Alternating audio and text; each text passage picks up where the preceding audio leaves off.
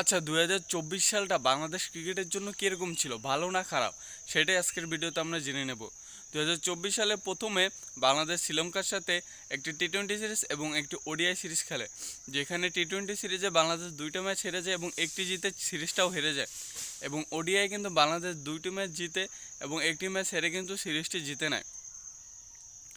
এরপর বাংলাদেশ খেলে জিম্বাবুয়ের সাথে 5টি টি-20 ম্যাচ খেলে, যেখানে আইপিএল থেকে আপনাদের অবশ্যই মনে আছে আইপিএল থেকে মোস্তাফিজকে নিয়ে আসা হয়েছিল, এবং সেখানে কিন্তু বাংলাদেশ 4টি ম্যাচ খেলে এবং একটি ম্যাচ হেরে সিরিজ জিতে নেয়।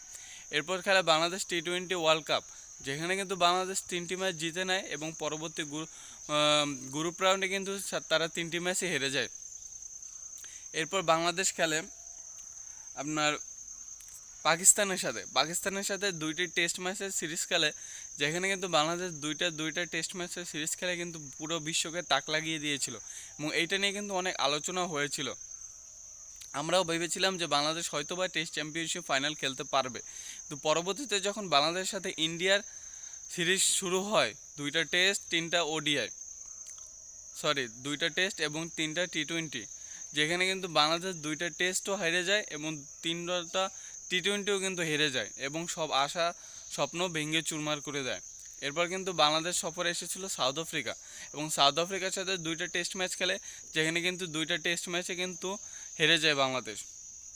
এরপর কিন্তু খেলা হয়েছিল আফগানিস্তানের সাথে সিরিজ, যেই সিরিজে কিন্তু বাংলাদেশ সেখানেও হেরে যায়, 2টা হেরে যায় এবং একটি জিতে সিরিজটাও হেরে যায়। এবং এরপর খেলা হয়েছিল কিন্তু সর্বশেষ ওয়েস্ট ইন্ডিজের সাথে, যেখানে কিন্তু 2টা টেস্ট, 3টা ওডিআই এবং 3টা টি-20 খেলা হয়, যেখানে কিন্তু আমরা সবাই জানি 2টা টেস্টের ভিতরে একটা টেস্ট আমরা হেরেছি এবং একটা জিতেছি, এবং ওডিআই কিন্তু আমরা তিনোটা ম্যাচ হেরে গিয়ে কিন্তু আবার একটা বিশ্ব রেকর্ড করেছি, কারণ এর আগে কিন্তু বাংলাদেশ ওয়েস্ট ইন্ডিজের সাথে কোনো টি-20 ম্যাচে হারে নাই, কিন্তু আমরা আরও একটা বিশ্ব রেকর্ড করেছি, আমরা তাদের সাথে টি-20তে সিরিজ জিতেছি এবং বাংলা ওয়াশ খাইয়েছি। তো 2024 সালে যদি আমরা দেখি, আমরা কিন্তু 2024 সালে মোট 20টি ম্যাচ কিন্তু হেরে গিয়েছি। 20টি ম্যাচ আমরা 2024 সালে হেরে গিয়েছি, এবং কিন্তু আমরা 17টি ম্যাচ 2024 সালে আমরা জিতে গিয়েছি।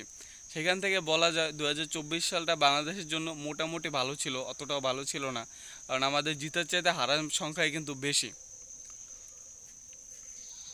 তো 2025 সালে কিন্তু আমাদের চ্যাম্পিয়ন ট্রফি আছে, বিপিএল আছে, আইপিএল আছে, এরপর আরও অনেক সিরিজ আছে, যেখানে কিন্তু বাংলাদেশের ভালো কিছু সম্ভাবনা আশা করছি, কারণ বাংলাদেশে কিন্তু এখন কিন্তু আমাদের সেই আগের দলটি নেই, আমাদের সেই পঞ্চপাণ্ডবের দল নেই, এখন কিন্তু নতুন ইয়াংস্টারের দল, এবং তারা কিন্তু শুরুতেই চমক দেখিয়ে দিয়েছে দুটো, এক হলো ওয়েস্ট ইন্ডিজের সাথে ওডিআই সিরিজ হেরে, এবং আর এক হলো ওয়েস্ট ইন্ডিজের সাথে টি-20 সিরিজ হেরে। তো এই বিষয়ে আপনার কি মতামত? বাংলাদেশকে 2024 সালটা ভালো ছিল কি না খারাপ ছিল, সেটা অবশ্যই কমেন্টে জানাবেন, এবং চ্যাম্পিয়ন ট্রফিতে বাংলাদেশ কি পারফর্ম করতে পারবে কি না সেটাও কমেন্টে জানাবেন।